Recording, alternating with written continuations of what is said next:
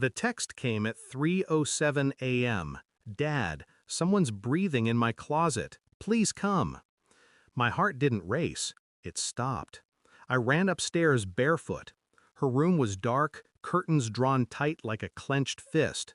She was under the blanket, trembling. "Where?" I whispered. She pointed at the closet. I opened it. Shirts, toys, nothing else. I turned back to her, forcing a smile. "See? Nothing here."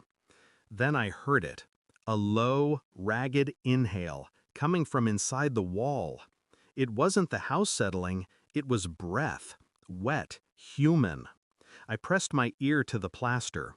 A whisper slid through, cold against my skin. It said my name. Then my daughter screamed, "Dad, look up!" I looked, and for a split second, something pale moved in the corner of the ceiling, then vanished into the dark. By morning, the police had left. They found nothing. Old pipes, they said. Sound travels strangely through walls. But I knew what I'd heard. I knew what she'd seen. That night, my wife called. Her voice came through the phone like ice water. "You're overreacting again," she said. "You always do this."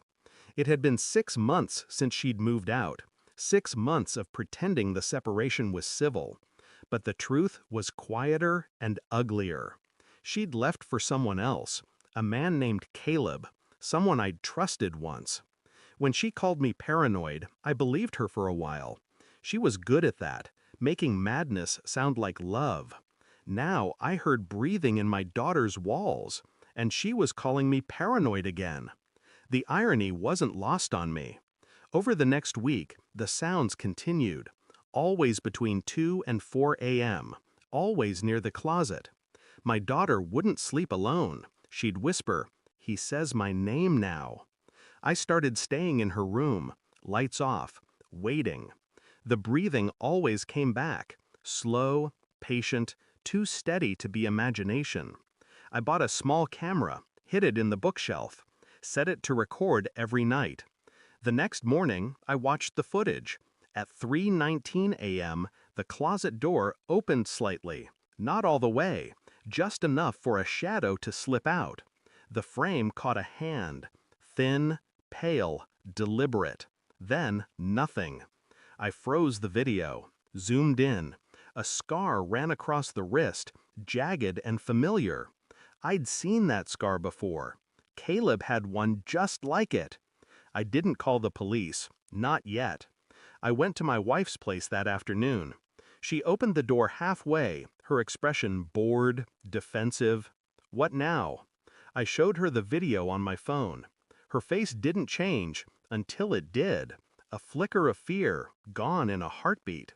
"You faked this," she said. "You're sick." But she looked at the scar, and her breath hitched. That was all I needed. "I told you he was around my daughter," I said quietly. "You called me paranoid." She didn't answer, didn't have to, because the truth had already filled the silence between us, thick and undeniable. I walked past her, into the house. Half-packed boxes, clothes scattered, a half-drunk glass of wine. There was a second toothbrush by the sink, men's shoes by the bed, and a vent near the floor, unscrewed, wide enough for a hand to reach through. Inside, I found a small camera, recording, pointed toward the hallway. He'd been inside the walls, watching, listening, breathing. I didn't yell, didn't threaten. I called her by name, slowly, like reminding her who she was. "You let him in, didn't you?" Tears welled. "I didn't know what he was doing." "You knew," I said. "You just didn't care until he turned on you." She collapsed into the couch, trembling. Somewhere in the house, a floorboard creaked. She gasped. I didn't move. Then I said, "You should call him. Tell him it's over." She did, hands shaking. The line rang once, twice. From behind the wall, a phone started vibrating. Her scream split the air. I walked to the door, calm, told her, "You made your bed. Don't expect me to save you from who's sleeping in it." Then I left.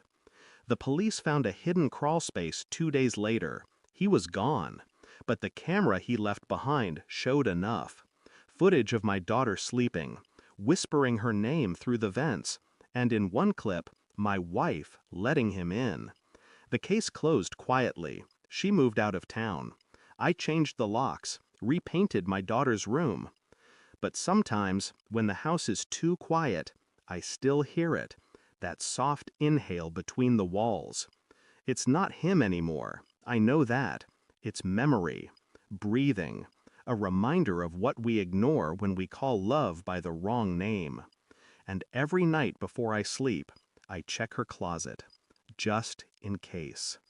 Thanks for watching. Don't forget to like, share, and comment. Subscribe now to Cheating Stories Insight World for more amazing stories.